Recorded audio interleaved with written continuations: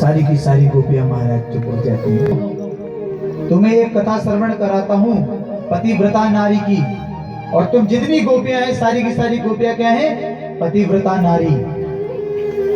अपने पतिव्रता धर्म को तोड़ना मत। तो सुनो एक कथा। सारी की सारी गोपियां चुप होकर भगवान की सुनने लगे। भगवान कहते हैं एक बार एक स्त्री थी, वो बड़ी पतिव्रता थी कि अपनी ही देवी जी के गोद में सर रखकर सो गई।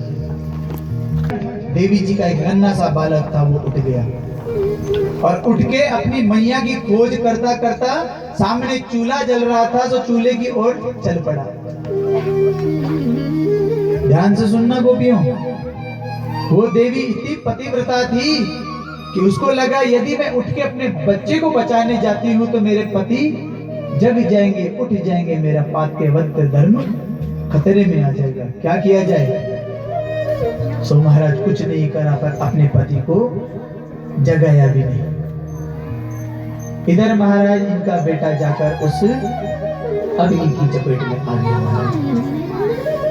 और जब अपने बेटे का ये दृश्य साक्षात ये मैया अपनी आंखों से देख ली तो अश्रुपात हो गए। आंसू जैसे ही मेरे उनके पति के कपोलों में गिरा, सो पति उठे। देवी क्या हुआ? सो कुछ बोल पाती उससे पहले दौड़ लगाई। देवियों जैसे ही दौड़ लगाई तो इन देवी के पतिव्रता धर्म में इतनी शक्ति की कि अग्निदेव स्वयं उनके बालक को लेकर प्रकट गए। कह रहे हैं तो हम चले जाएंगे, परंतु बंसी की निनाद करके आपने जो हमारे मन को अपने पास रख लिया है उसका क्या? हमारे मन को हमें वापस दे दो, हम अपने घर चली जाएंगी। क्योंकि मन के बिना तो ये तन भी काम नहीं करने वाला प्रभु। क्योंकि इस तन में एक ही मन होता है, वो मन आपके चरणों में चिपक चुका है। चित्तम सुखेन भवता प्रहितम गृहेषु यन्निर्विशन्तु करावपि गृह कृत्ये।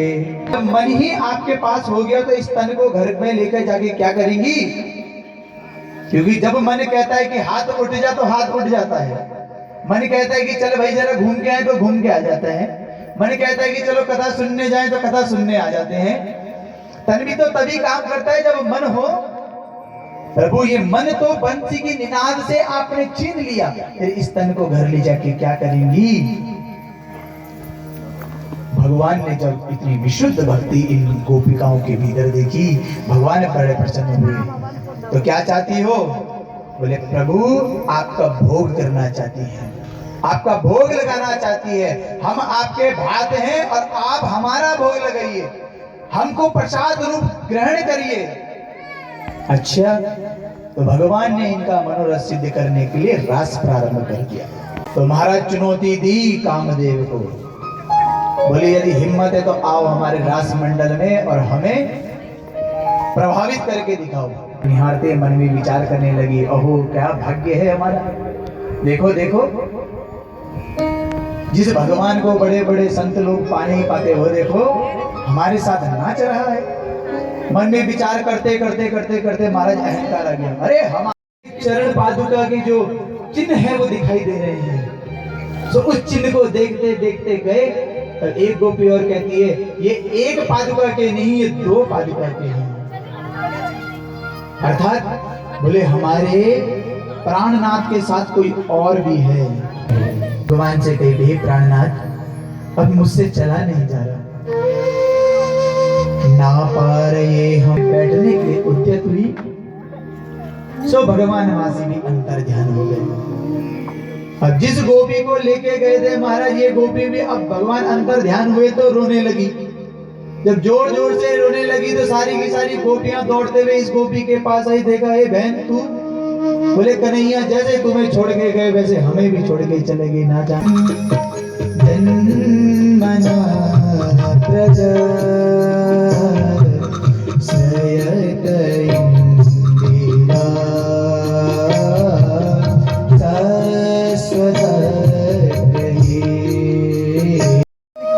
कि हम मृत्यु को ही गले लगाएं। हम चाहती है कि हम मर जाएं, पर मर भी नहीं पा रही है। क्यों? प्रणत देहिनां पापकर्षणं तृणचरानुगम। एक ही मंत्रणा की यमुना के तट पर जाकर अब भगवान के हृदय से प्रार्थना करते हैं, यदि अब हमारे प्रियतमा नहीं आए तो हम अपने प्राण ही त्याग देंगे। झपकने में उस विधाता को भी गाली देती है, ये विधाता, जब हम अपने प्रियतमा के दर्शन करते हैं तो तूने ये पलक क्यों दे दी? मन जन सो मोहि भावा, मोहि कपट चले छिद्र न भावा। निर्मल मन जन सो मोहि भावा, मोहि कपट चले छिद्र न भावा। गिरधारी व रास बिहारी आज सारी की सारी गोपियों के मध्य में आ गई। अब गोपियां महाराष्ट्र को गोपी घूर के देखने लगी। इतना तुम कहते हो कि एक बार भक्ति यदि एक कदम मेरी और आए तो मैं 10 कदम चल के आता हूं। यहां हम रो रो के अपने प्राण त्यागने वाले थे, तुम्हें तब भी नहीं दिखाई पड़ा। तुम क्या हो? बड़े निष्ठुर हो, निर्दयी हो। तुमको भक्तवत्सल ऐसे ही कहते हैं लोग, तुम कोई भक्तवत्सल नहीं हो। देवियों, जैसे तुम तड़प रही थी वैसे हम तड़प रहे थे। करते करते पहले तो महाराज बहुत आराम आराम से नृत्य कर रहे थे। भगवान शंकर भी भगवान क्या कर रहे हैं? नाच रहे हैं आराम से, आनंद से। जब भगवान शंकर नाचते नाचते अपने सुध बुध भूल गए तो भगवान असली उसमें आ गए। भगवान शंकर क्या करते हैं? अरे तांडव नृत्य, सारी की सारी गोपियां हट गई, भगवान भूल गए, भगवान अपनी मस्ती में नाच रहे। अब जैसे ही भगवान का बटुआ भी लेके जा रखा था, जो लेडीजों वाला पर्स होता है ना, वो लेके जा रखे थे भगवान संग में। और उसमें भगवान के अलंकार कौन है? कर्पूर गौरम कर्णावतारम संसार सारम भुजगेंद्रहारम। देखो वृंदावन में देखो रे, गोकुल में देखो, वृंदावन में देखो रे, मुरली बाजे रे, श्याम संगे राधा नाचे रे, श्याम संगे राधा नाचे रे, ओ श्याम संगे राधा नाचे रे, श्याम संगे राधा नाचे रे। गोकुल में देखो देखो रे, गोकुल में देखो, वृंदावन में देखो रे, मुरली बाजे रे, श्याम संगे राधा नाचे, झम झम नाचे राधा रानी, सुन के मीठी मुरलिया हो। श्याम छवि पर सब बलिहारी, गोपी ग्वाल और गैया, सरल सरल चले रे, सरल सरल चले रे, मधुर पुरवाई रे, मेघा गाए रे, श्याम संगे राधा नाचे रे। कि सवेरे सवेरे जब गौचारण करने के लिए जब गोपियां जाती हैं तो सवेरे से शाम तक सिर्फ भगवान का ही चिंतन करती है। पधार्य सलज्जा काम मार्गण समर्पित चेता, कस्मलं मयूरपस्मृत नेव्या। वृंदावन के पत्थर महाराज झूम झूम के नाचते हैं। दर्शनीय तिलको वनमाला, दिव्य गंध तुलसी मधुमते।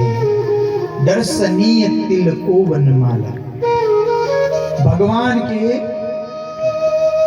श्री विग्रह का दर्शन करते करते जैसे ही मुखमंडल का दर्शन होता है, का लेप लगा, गले में वनमाला डली,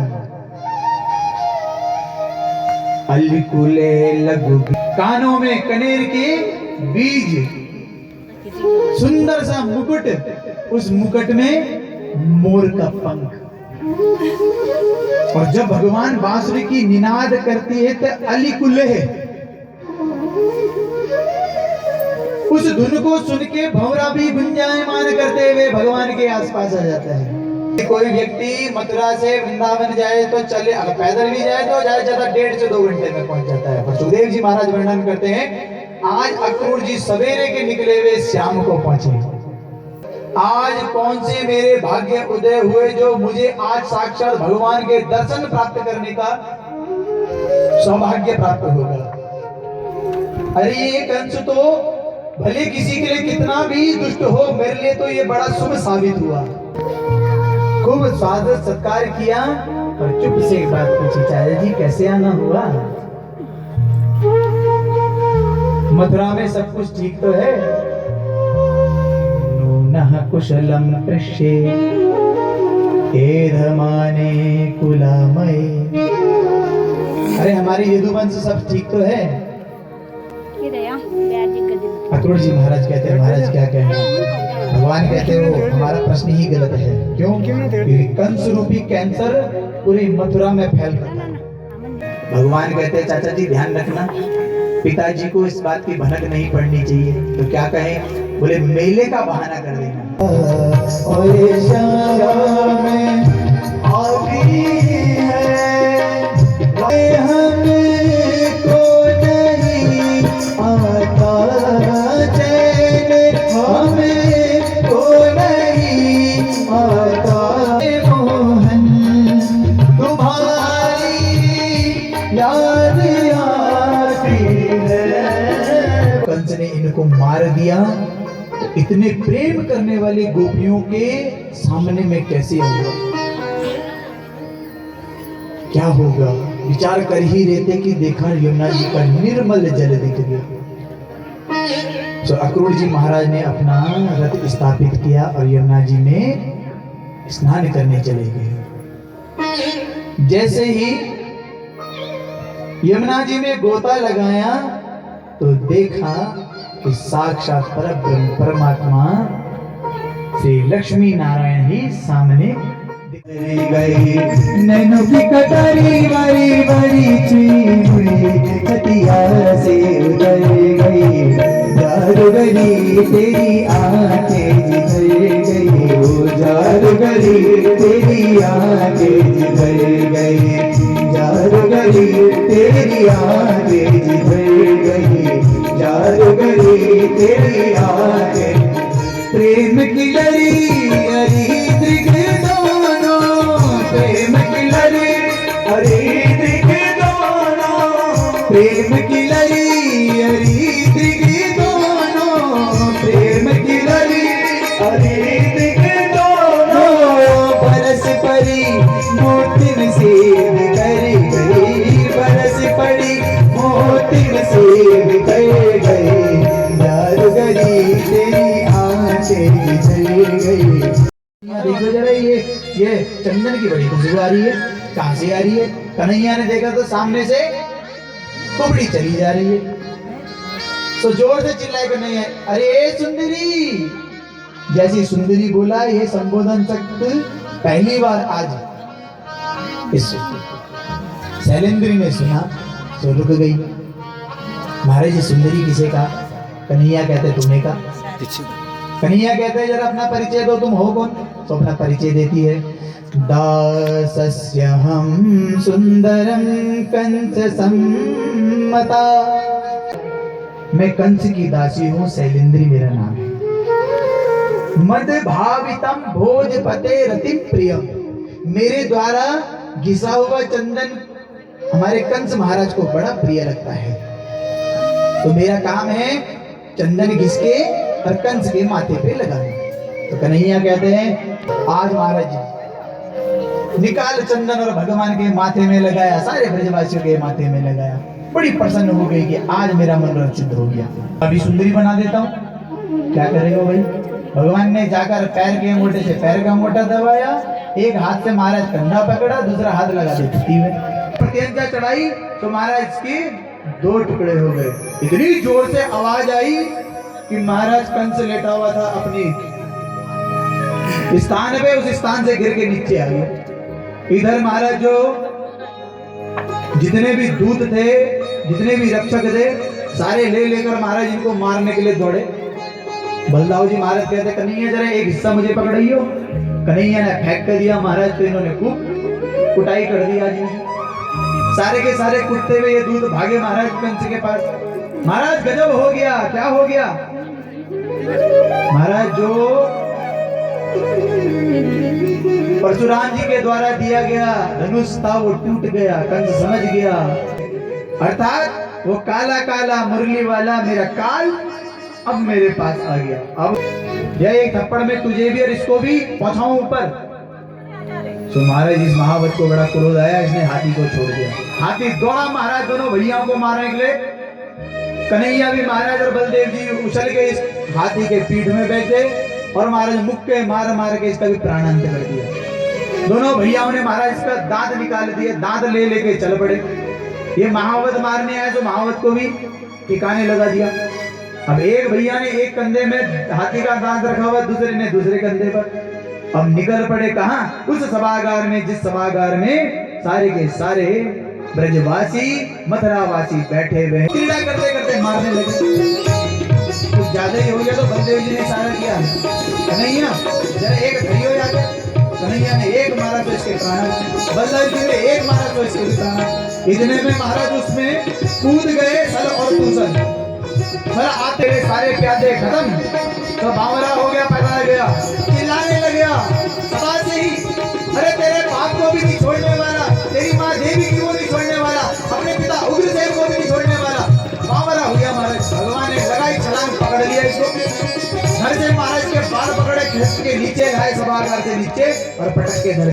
भगवान कहते हैं याद कर वो समय जब तूने मेरी मैया के बाल पकड़कर रथ से नीचे फेंका। कंस तेरे पापों का घड़ा भर गया, अब तुझे कोई नहीं बता सकता। भगवान ने मुष्टिका का ऐसा प्रहार किया कि कंस के प्राणांत हो गए। बोले कंस मर्दन भगवान की। महाराज अपने पुरोहित गर्गाचार्य जी को बुलाते हैं, बड़ा सुंदर यज्ञोपवीत करवाते हैं। महाराज बोले गुरुकुल में शिक्षा देने के लिए भेजा जाएगा बाल को। कहाँ भेजा जाए? तो मध्य प्रदेश में उज्जैन में संदीपनी मुनि का आश्रम है। संदीपनी मुनि के आश्रम में आज भगवान को शिक्षा ग्रहण करने के लिए भेज दिया। वहीं इनके परम मित्र हुए सुदामा। सुदामा के साथ अल्प काल में ही सारी विद्या का अनुकरण भगवान ने संदीपनी मुनि के आश्रम में कर दिया। भगवान की आज्ञा पाते ही उद्धव जी महाराज उद्यत हुए वृंदावन जाने के लिए। भगवान ने कहा ये मेरा पीताम्बरी लेके जाना, यदि बिना पीताम्बरी के जाओगे तो तुमसे कोई बात भी नहीं करने वाला। यदि पीताम्बरी ओढ़ी रहेगी तब जाके तुमसे ब्रजवासी कुछ बात करेंगे। गच्छो तव ब्रजम दरसेर विमोचयन्। अब जाने के लिए कहा तो उद्धव जी महाराज जाने के लिए उद्यत हुए, पर सोचने लगे अरे मैं उस वृंदावन में जाकर क्या करूंगा, क्योंकि हम क्या हैं, बृहस्पति के शिष्य हैं, बड़े ज्ञानी हैं, ध्यानी हैं। फिर उन गंवार ग्वालिनियों को क्या समझाऊंगा, क्या कहूंगा। उद्धव जैसे ही नंद बाबा के घर पहुंचे, नंद बाबा ने यमुना जी से आ रहे थे, तो यमुना जी से आते हुए जब रथ देखा तो नंद बाबा बड़े प्रसन्न हुए। ओह मेरा कन्हैया आ गया। दौड़ लगाई महाराज। जैसे ही उद्धव को देखा तो लगा मेरा कन्हैया है। जैसे ही समक्ष गए और गौर से देखा तो पता चला ये तो हमारे कन्हैया का मित्र उद्धव है। तो पीताम्बरी देखे आज आंखें भर आई नंद बाबा की। नंद बाबा आज उद्धव जी को अपने कक्ष में ले गए। क्यों हमें दावाग्नि से बचाया? अरे इतने भयानक असुर आए, क्यों हमारी रक्षा की?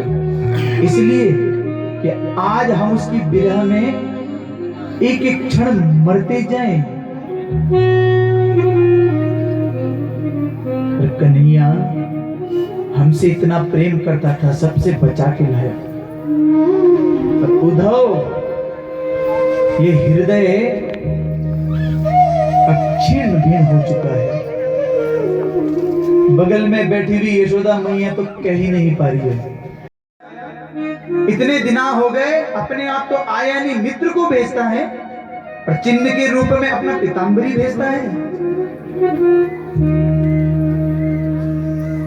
जानी मत कहते कि एक तरफ से भंवर गुंजायमान करते हुए आ गया और आके एक गोपी के पैर में बैठ गया। सो एक गोपी उस भंवर को खूब खोरी खटी सुनाती है, ए भंवर तू भी काला और तेरे सरकार भी काले। आंख बंद करी, भगवान ने सारी की सारी अपनी बाकी झांकी दिखा दी। जो जो गोपियां रो रही थी उन गोपियों को भगवान ने आलिंगन करके रास दिखा दिया। यशोदा मैया के संग खड़ा होकर दिखा दिया, नंद बाबा के हाथ पकड़ के चलता हुआ दिखा दिया।